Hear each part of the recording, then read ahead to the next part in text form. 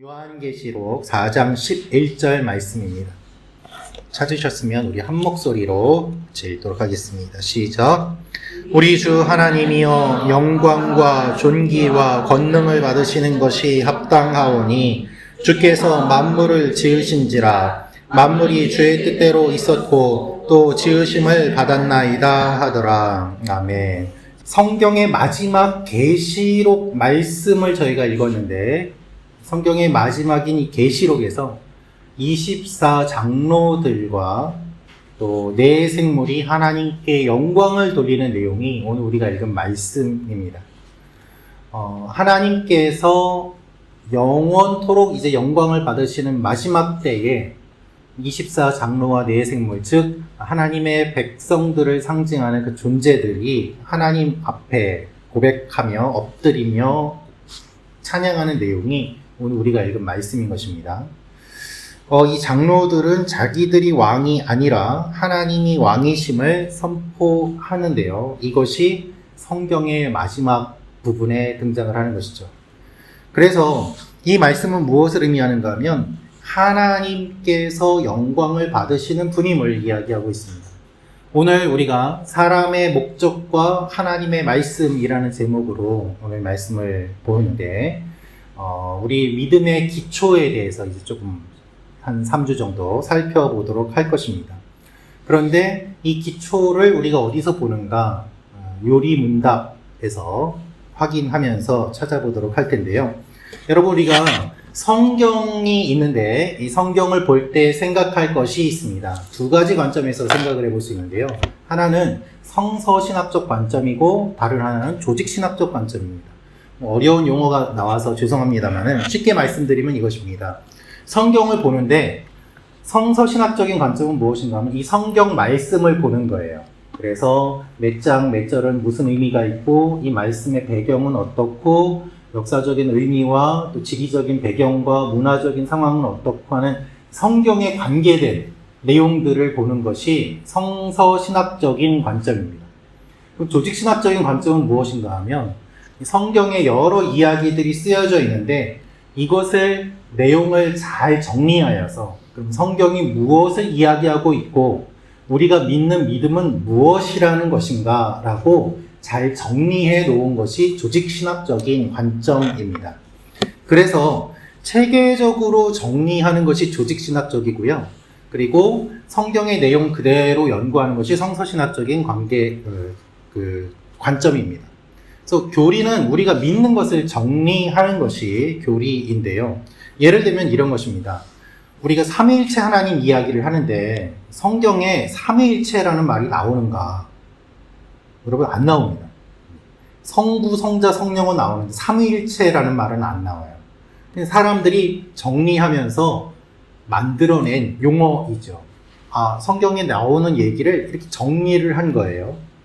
그리고 우리가 구원받는다는 것은 무엇인지, 죽고 나면 어떻게 되는지, 우리가 어떻게 구원을 받는지 성경에서 다 이야기를 하고 있지만 이걸 잘 정리하는 것이 조직신학적인 관점이고 또한 교리라고 말씀을 드릴 수 있는 것입니다. 그래서 쉽게 우리가 이해할 수 있는 것이 바로 사도신경이에요. 사도신경을 고백을 하는데 사도신경을 고백하면서 우리는 나는 이러이러한 내용을 믿습니다 라고 고백을 하는 것이죠. 그래서 성경에 나와 있는 여러 내용들을 우리가 무엇을 믿는지 잘 정리한 것이 사도신경이고 이렇게 정리하는 내용들, 이것이 조직신학적인 관점 그리고 교리라고 말씀드릴 수 있을 것입니다. 그래서 우리 믿음의 선배들은 성경을 연구하면서 이 성경에서 무엇을 이야기하는지를 잘 정리를 해놨습니다. 그래서 여러 교리 문답집을 만들어 놨습니다. 질문을 하고 대답하는 것을 통해서 우리가 믿는 믿음이 무엇인지를 확인하고 가르치는 그와 같은 일들을 해왔던 것이죠. 그래서 여러 교리 문답이 있는데요. 하이델베르크 교리 문답이라든가 벨직 신경이라든가 웨스트민스터 소요리 문답, 대요리 문답 여러 가지 문답집이 있는데 의외로 교회에서는 이런 교리 문답에 대한 이야기들이 많이 가르쳐지지 않고 있어서 우리가 교회는 다니는데 잘 설명이 안 되고 내가 성경은 많이 읽었지만은 잘 설명이 안 되는 그런 부분들이 있을 수 있습니다. 우리가 구슬이 서말이라도 꿰어야 보배라는 말이 있지 않습니까? 근데 우리의 문제는 구슬이 서말이 되지도 않고 꿰지도 않는다는 것입니다. 그래서 내가 예수님을 믿는데 누군가에게 설명하려고 하면 굉장히 어렵고 잘 설명이 안 돼요. 사실 이것은 저의 문제였습니다. 제가 예수 믿고 신앙생활 하다 보니까 전도를 해야 되겠는데 도대체 예수 믿는 게 뭐야? 라고 상대방이 물어보니까 설명이 잘 안 되는 거예요. 그냥 뭐 믿는 거지 뭐야. 잘 하고 싶은데 안 되는 거예요. 그리고 구원이 무엇인지 이걸 좀 제대로 알려주려고 하니까 그냥 이게 내용 그냥 읽어주는 걸로는 잘 상대방이 이해가 안 되더라고요. 그래서 저 스스로가 납득하기 위해서 관심을 가지고 공부를 한 것이 신대원에 가게 된 것이고 또 조직신학으로 석사까지 하게 된 것이 저의 이제 공부의 배경입니다. 그래서 이 내용들을 살펴보는데 일단은 3주 정도 저희가 간단하게 교리적인 내용들을 먼저 여러분들께 기본적인 것들을 짧게나마 말씀을 드리고 기회가 있을 때 계속해서 여러분들과 같이 나누는 시간을 갖기를 원합니다. 첫 번째로 가장 중요한 것이 먼저 사람의 제일 되는 목적이 무엇입니까? 우리가 소요리 문답이라는 내용을 가지고 문답을 가지고서 이 설교를 구성을 했는데요. 제일 첫 번째 질문이 바로 이것입니다. 사람의 제일 되는 목적은 무엇입니까? 여러분 한번 같이 읽어주시겠습니까? 시작. 사람의 제일 되는 목적은 무엇입니까? 여러분 무엇이라고 생각하십니까? 답은 이렇게 되어 있습니다. 같이 읽겠습니다. 시작. 사람의 제일 되는 목적은 하나님을 영화롭게 하는 것과 영원토록 그를 즐거워하는 것입니다. 네. 사람의 제일 되는 목적은 하나님을 영화롭게 하는 것과 영원토록 그를 즐거워하는 것이다. 이게 가장 먼저 나오는 질문과 대답입니다. 여러분, 사람이 지음받은 목적이 무엇입니까? 물어보면 이렇게 대답하시면 돼요. 하나님을 영화롭게 하는 것과 영원토록 하나님을 즐거워하는 것입니다. 라는 것이죠. 그러면 영화롭게 한다는 것은 무슨 뜻인가? 영화롭게 한다는 말은요, 히브리어를 보니까 카보드라고 되어 있는데 이 말의 의미는 무게라는 뜻이에요. 무게를 둔다. 그래서 하나님을 영화롭게 한다. 하나님께 영광을 돌린다. 이 말은 하나님께 무게를 둔다는 뜻입니다. 여러분 기억하십시오. 우리가 교회에서 하나님께 영광 돌립니다 라는 말을 많이 쓰는데요. 그 말의 의미는 하나님께 뭘 둔다고요? 무게를 둔다는 거예요. 이 무게를 둔다는 것이 무슨 의미인가? 여러분, 우리가 예수 믿으면 가장 크게 변하는 것이 무엇인가? 무게가 바뀌어요. 무게 중심이 바뀌어요. 삶의 중심이 바뀌어요. 나에게 무게를 두고 나 중심으로 살던 삶이 예수님을 믿으면 예수 중심, 하나님 중심으로 무게 중심이 바뀝니다. 그래서 하나님께 무게를 두게 돼 있어요. 그러면 어떻게 됩니까? 무거운 쪽으로 기울게 되죠. 그래서 예수를 믿는다고 하면서도 이 의미를 모르는 분들은 무게중심을 여전히 자기에게 두고 하나님을 이용하려고 해요. 내가 원하는 것을 하나님이 들어주셔야 된다고 생각하는 거죠. 그런 분은 어떠한 종교라도 괜찮아요. 부처님이든 예수님이든 내가 원하는 거 하나만 걸려라 해서 이것도 믿고 저것도 믿고 기도하고 그렇게 열심을 내는 분들이 있습니다. 여전히 자기가 중심인 거예요. 그런데 하나님을 믿는다는 것은 하나님께 중심을 두고 하나님께 무게를 둔다는 것을 의미합니다. 무게중심이 달라진 것이에요. 그래서 우리가 예수님을 믿는다는 것은 무게중심이 달라졌다는 것입니다. 한번 따라해 주십시오. 예수님을 믿는다는 것은 무게중심이 달라졌다는 뜻이다. 네, 여러분 이것이 우리가 예수를 믿으면서 가장 기본적으로 알아야 되는 내용입니다. 여러분 우리 창세기 1장 1절 아시나요? 네, 혹시 한번 외우실 수 있는 분 한번 외우시겠습니까? 시작. 태초에 하나님이 천지를 창조하시네. 여러분 이것은요 설득이 아니에요. 선포예요. 설득하려고 하지 않아요. 선포합니다. 하나님이 세상을 만드셨다. 빵! 선포로 시작하는 거예요. 마치 빅뱅으로 우주가 빵 시작한 것처럼 태초에 하나님이 천지를 창조하시니라. 빵! 그래서 이 말씀 앞에 가장 먼저 1장 1절 앞에서 사람들이 도전을 받는 거죠. 이것이 무엇을 의미하는가 하면 너 하나님이 세상을 만드셨다는 것을 믿느냐 믿지 않느냐, 여기에서 갈리는 거예요. 세계관의 전환을 요구하는 거예요. 처음부터 하나님이 하셨다. 그래서 중심이 내가 아니라 하나님이라는 것을 성경에서 가장 먼저 선포하고 있습니다. 그래서 이 말씀 앞에서 우리가 도전을 받는 거예요. 이 말씀에 걸려서 넘어지고 믿지 않는 사람들이 있는 반면에 예수를 믿는 사람들은 이 말씀을 믿고 받아들이고 하나님이 만드셨다라고 가치관의 변화, 무게중심의 변화를 인정하는 것이죠.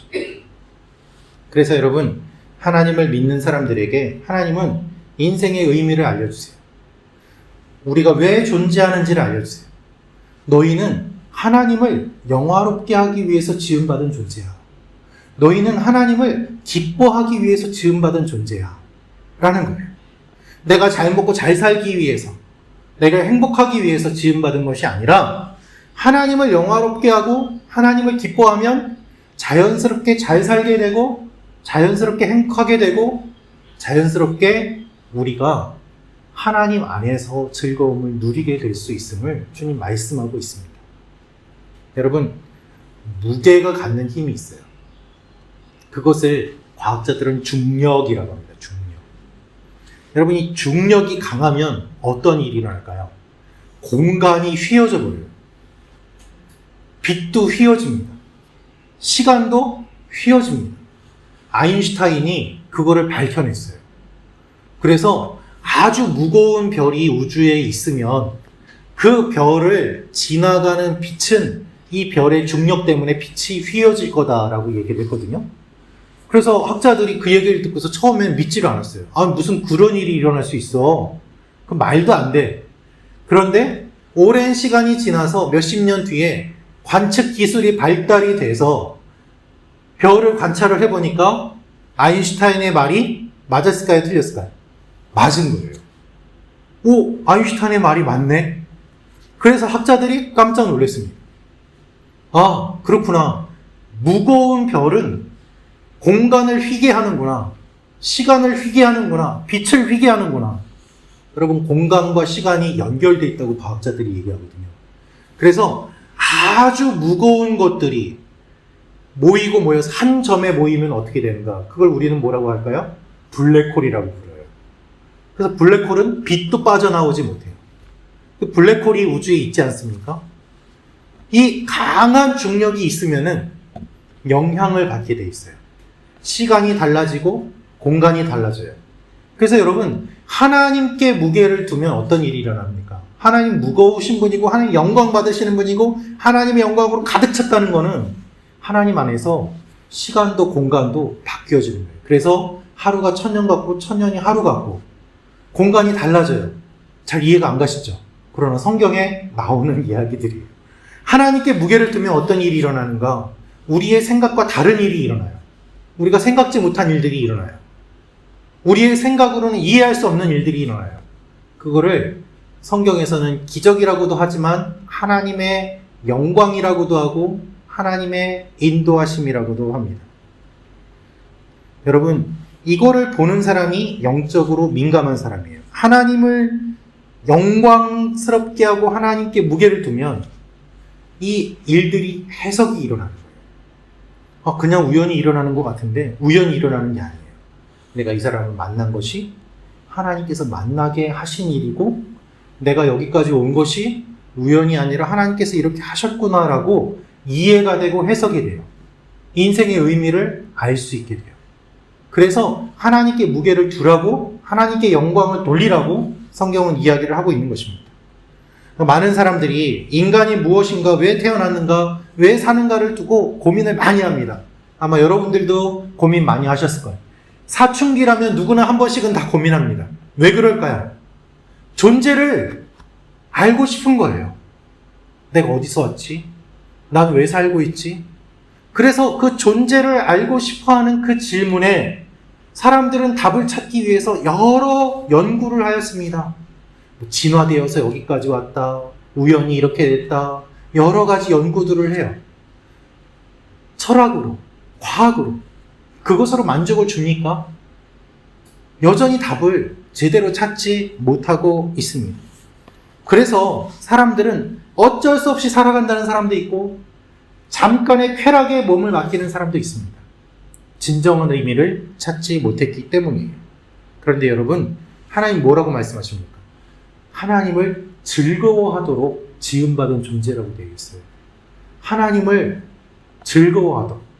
그래서 여러분, 하나님께 영광을 돌리면 하나님을 즐거워할 수밖에 없어요. 하나님이 좋은 분이거든요. 하나님 참 신기한 분이에요. 하나님 참 재미있는 분이에요. 그래서 여러분, 하나님이 원하시는 것을 하면서 지내는데 어떻게 하나님을 즐거워하지 않을 수 있겠습니까? 무게를 하나님께 두는 사람은 하나님을 즐거워합니다. 돈에 무게를 두는 사람은요, 돈이 많아질수록 즐거워지죠. 그렇지 않겠습니까? 명예에 무게를 두는 사람은 높아질수록 즐거움을 얻을 것입니다.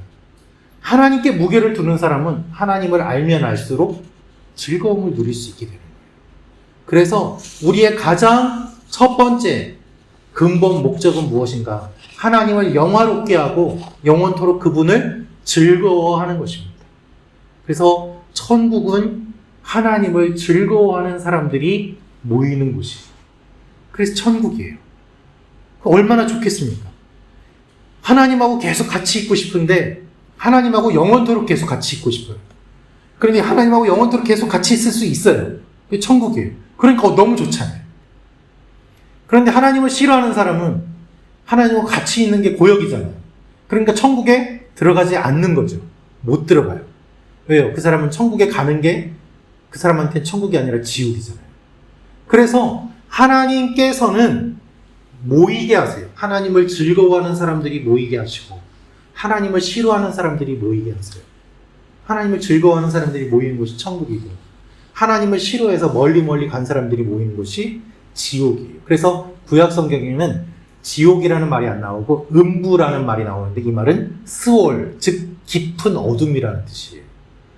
빛 대신 하나님에게서 멀리 떠나가서 너무 멀리 떠나가서 빛이 없는 곳으로 가니까 거기가 어둠, 깊은 어둠, 스올이라고 부르게 되는 거죠.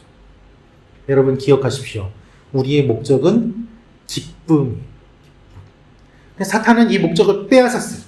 그래서 우리에게서 기쁨이 사라져요. 진정한 기쁨은 하나님과의 교제에서 나옵니다. 하나님과의 교제가 무엇일까요? 찬양이고요, 말씀이고요, 기도예요.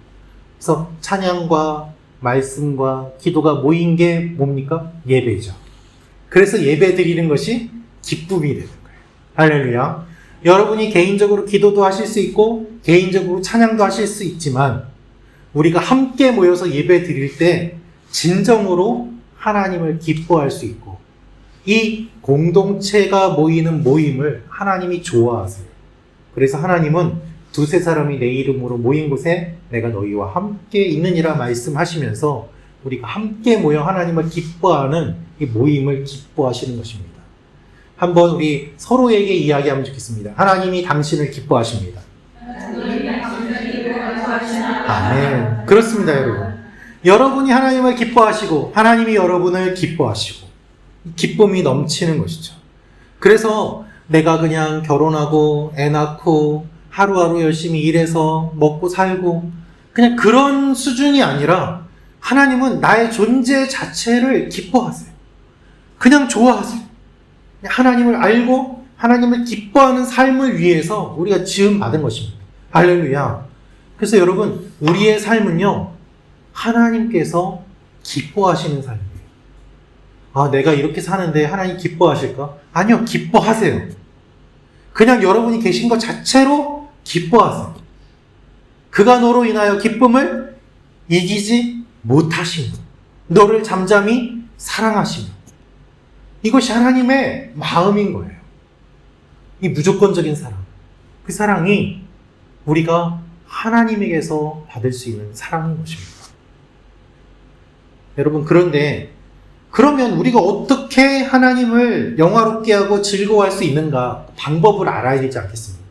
그래서 하나님께서 우리에게 주신 것이 무엇인가 하면 바로 말씀입니다. 한번 답을 같이 읽어보겠습니다. 시작. 신구약 성경은 하나님이 우리에게 주신 유일한 규칙입니다. 아멘. 여러분, 신구약 성경은 하나님이 우리가 하나님과 어떻게 교제할 수 있는지 알려주시는 규칙이에요. 우리가 하나님과 어떻게 관계를 맺어야 되는지 죄를 지은 인간은 잊어버렸습니다.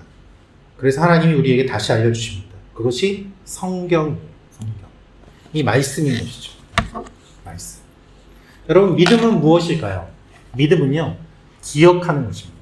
한번 따라해 주시겠습니까? 믿음은 기억하는 것입니다.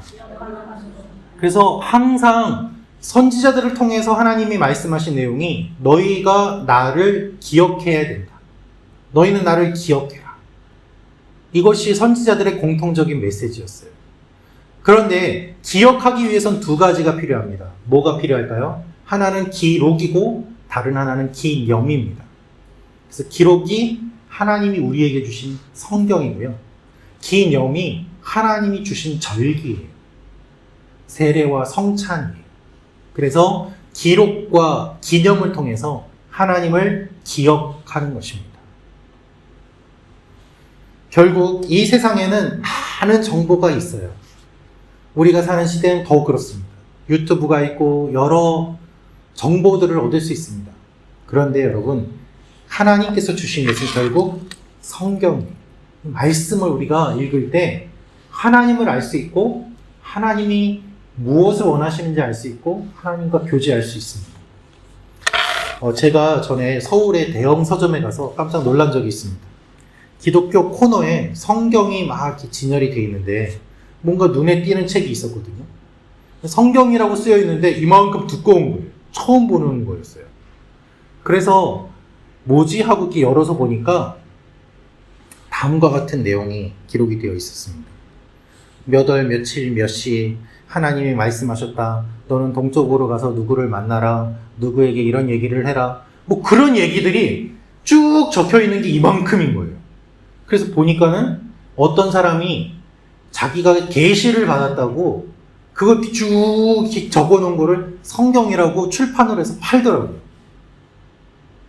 일반 서점이니까 그런 거 관계없이 그냥 진열해 놓고 파는 거예요. 더 놀라운 건 제가 그 뒷면을 봤더니 벌써 10몇 쇄를 찍었어요. 그만큼 읽은 사람들이 있다는 거겠죠. 성경이라고 파는데 성경이 아닌 일들이 있고요.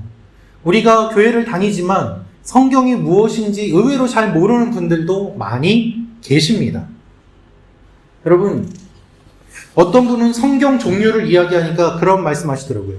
아가페 성경, 결혼 성경, 주석 성경 이런 종류를 이야기하시는데요. 여러분, 그거는 성경 종류가 아닙니다. 우리가 성경 종류를 이야기할 때 성경 번역을 생각을 해볼 필요가 있는데요. 우리가 이 성경을 읽지 않습니까? 우리가 쓰는 성경은 개역 개정 성경입니다. 개역 개정 성경. 그런데 성경을 번역할 때 원래 히브리어 헬라어로 기록이 되어 있기 때문에 이거를 우리가 읽는 말로 번역을 해야 되는데 이 번역을 할 때 전체 공동으로 함께 번역하는 번역이 있고 그거를 공역이라고 합니다. 그리고 개인이 번역하거나 출판사가 따로 번역하는 번역이 있습니다. 그거를 사역이라고 합니다. 그래서 공역은 누가 번역했는지 안 나와 있어요. 대한성서공회역 이렇게 나와 있어요. 그래서 누가 번역했는지를 기록하면 신학적인 여러 가지 논쟁도 있을 수 있고 또 이 내용보다는 다른 여러 가지 이야기들이 나올 수 있어서 그 이야기는 안 하고 공회가 번역한 거로 해서 대한성서공회 역으로 나옵니다. 그런데 출판사가 번역하거나 하는 거는 이 성경을 또 팔아야 되기 때문에 책을 출판해서 판매를 해야 되기 때문에 어떤 신학자가 번역했는지 어디부터 어디까지는 누가 번역했는지가 나와 있습니다. 그래서 예를 들면 우리말 성경이라든가 쉬운 성경이라든가 이런 거는 출판사가 개별적으로 번역해서 출판한 거예요. 근데 이것이 나쁜 것이 아니라 번역은 많을수록 좋습니다. 왜냐하면 서로 참고하면서 요던의 의미를 볼 수 있기 때문이죠. 제가 말씀드리고자 하는 것은 무엇인가 하면 새롭게 우리가 알 수 있도록 더 알기 쉽도록 번역을 계속할 필요가 있는데 우리가 기본적으로 하나님의 말씀을 자주 접하고 하나님의 말씀을 기준으로 해서 신앙생활을 해야 된다는 것이죠. 그런데 여러분, 이단도 성경을 쓰지 않습니까? 이단도 성경 써요. 다 성경 말씀 가지고서 막 이야기를 하거든요. 그래서 우리가 성경을 읽을 때 세 번째로 기억해야 될 것이 성경이 무엇을 이야기하는가? 성경이 가장 중요하게 가르치는 것은 무엇인가? 이것을 알 필요가 있습니다.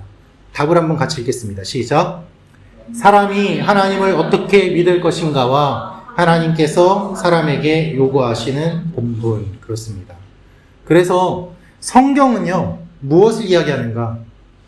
하나님이 어떤 분인지 알려주세요. 우리가 눈에 보이지 않는 하나님을 어떻게 알 수 있을까요? 이 질문은 모든 사람에게 다 공통적이었습니다. 그래서 하나님께서는 인간의 역사 가운데, 인간의 삶 가운데 여러 사건들이 일어나는데 그때 하나님이 역사하셔서 어떻게 하시는지를 보여주셔요. 그것이 이스라엘이라는 한 민족의 역사를 통해서 보여주셨고, 그래서 인간의 유한한 삶 가운데 다 하나님을 알 수 없기 때문에 긴 역사를 통해서 하나님이 어떻게 하셨는지를 기록으로 남겨주셨습니다. 그래서 성경은 이스라엘의 역사책임과 동시에 하나님이 인간의 삶에 어떻게 하셨는지를 기록한 책이에요. 그래서 성경을 보면 여러 사건들이 나오지 않습니까? 사건들을 통해서 하나님이 어떤 분인지를 알 수 있는 것입니다. 그리고 이 성경에서 가장 중요하게 이야기하는 분은 결국 예수 그리스도세요. 구약은 예수님이 오실 것이다. 신약은 예수님이 오셨다. 다시 오실 것이다. 이것이 성경의 핵심입니다. 여러분, 성경이 왜 하나님의 말씀이라고 합니까? 이 성경은요, 66권으로 되어 있거든요. 긴 시간, 오랜 시간 동안 40명이 넘는 저자가 쓴 책이 우리가 읽는 이 한 권으로 모였어요. 그런데 이 긴 시간 동안 다양한 사람들이 여러 지역에서 썼는데 내용이 같아요. 주제가 같아요. 그게 바로 예수 그리스도라는 것이죠. 그래서 성경은 하나님의 영감으로 기록된 책이라고 이야기하는 것입니다. 많은 사람들이 성경을 오해합니다. 아, 그거 그냥 짜깁기 한 거 아니야? 바울이 편지를 쓴 것이 어떻게 성경이 돼? 신약 성경은 그냥 바울의 편지지 어떻게 하나님의 말씀이야? 라고 이야기해요. 잘못된 거예요. 왜 그것이 성경이냐?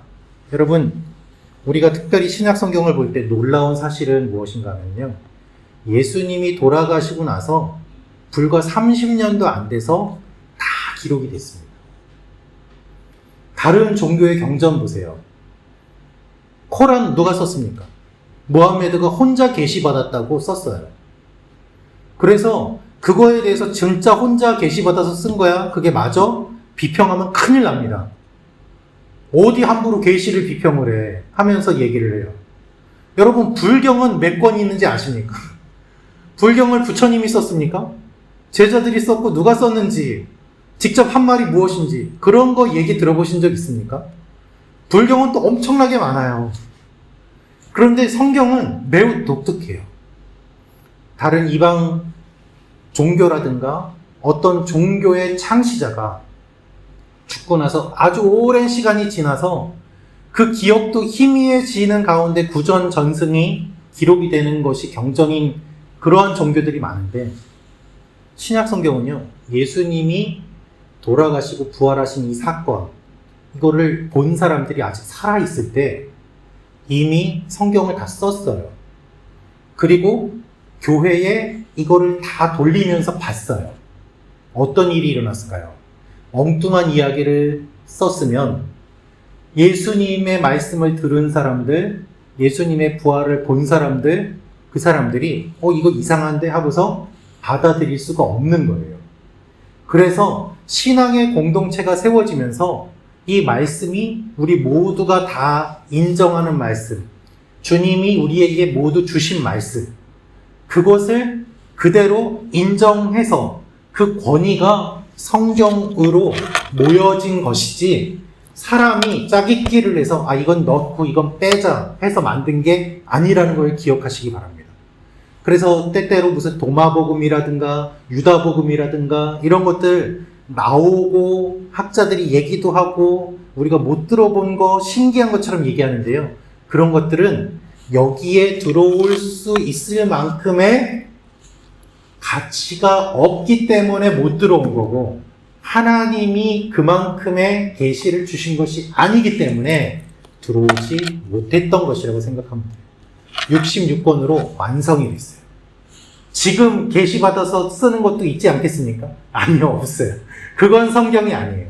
성경은 확정이 됐고, 지금 하나님께서 계시를 주시는 것은 이 말씀을 해석하고 말씀을 바르게 받아들이도록 해석을 주는 것이지, 계시를 주는 것이지 이것과 별개로 또 써라 이렇게 계시를 주시는 분은 하나님이 아니세요. 이렇게 이해하시면 되겠습니다. 할렐루야. 그래서 우리가 하나님의 말씀을 보면서 이 말씀이 나에게 주신 말씀, 하나님께서 우리 믿음의 선배들을 통하여서 지금까지 주신 말씀, 그리고 이 말씀이 결국 우리를 얼마나 사랑하시는지 하나님께서 보여주시기 위해서 주신 말씀이라는 거 기억하시면 되겠고요. 이 말씀이 결국 예수님을 말씀한다는 것은 무엇인가 하면 예수님을 통해서 하나님이 그 사랑을 보여주신다는 거예요. 여러분, 성경은요, 우리 믿음의 핵심입니다. 믿음은 무엇입니까? 믿음은 사실 더하기 동의입니다. 둘 다 있어야 됩니다. 둘 중에 하나만 있으면 안 됩니다. 예를 들면 이런 것이죠. 먼저 사실을 잘 알아야 돼요. 내가 여기에 의자가 있는 것을 믿습니다. 주여 믿습니다. 하고서 앉으면 어떻게 됩니까? 나는 틀림없이 동의를 했는데, 나는 믿었는데 왜 넘어질까요? 의자가 없으니까. 잘못된 사실에 근거해서 믿으니까 잘못된 믿음이 되는 거예요. 반대로 내가 여기 의자가 있는데 이 의자가 내가 앉으면 부서질 것 같아서 나는 안 앉습니다. 그러면 의자가 있다는 사실은 있지만 내가 이 의자에 동의하지 않는 거예요. 그러니까 믿음이 생기지 않는 것이죠. 우리의 믿음이 강해지기 위해서는 어떻게 해야 될까요? 하나님의 말씀을 바르게 먼저 알아야 됩니다. 사실을 먼저 알아야 돼요. 그리고 이 동의는 그냥 동의합니다가 아니라, 주님, 이 말씀이 없으면 내가 살 수 없습니다. 이 말씀이 나에게 생명의 근원이 됩니다라고 간절하게 마음 깊은 곳에서 나오는 그 동의가 일어날 때 우리의 믿음이 강해지는 것입니다. 무조건 내가 믿습니다 한다고 해서 믿어지는 것이 아니라는 거예요. 우리의 믿음은 무조건적인 믿음이 아니에요.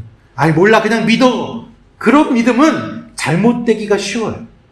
그래서 언제나 말씀을 근거로 하여서 바른 사실과 이 사실을 알수록 나를 사랑하신 하나님의 사랑이 너무 귀해서 어쩔 줄을 모르는 이 마음 깊은 곳에서부터 나오는 동의, 여기에서 우리의 믿음이 시작되는 것입니다. 그래서 여러분, 하나님을 사랑할수록 말씀을 사랑하고, 말씀을 사랑할수록 기도가 깊어지고, 이 말씀으로 기도하면서 하나님께서 어떤 분인지를 더 잘 알아가고, 이것이 계속해서 선순환 효과로 일어나는 것이죠. 다 우리가 하고 있지만 이거를 기억하고 이렇게 엮어서 생각함으로 우리의 믿음 전체가 견고한 믿음의 틀을 다지는 귀한 시간이 되기를 바랍니다. 오늘 말씀, 계시록 말씀을 읽었습니다마는 계시록에서 이야기하고 있는 것은 결국 무엇인가? 하나님께서 홀로 영광을 받으시는데 말씀하신 그대로 그 일들이 이루어진다는 것입니다. 사랑하는 성도 여러분, 하나님이 여러분을 사랑하십니다.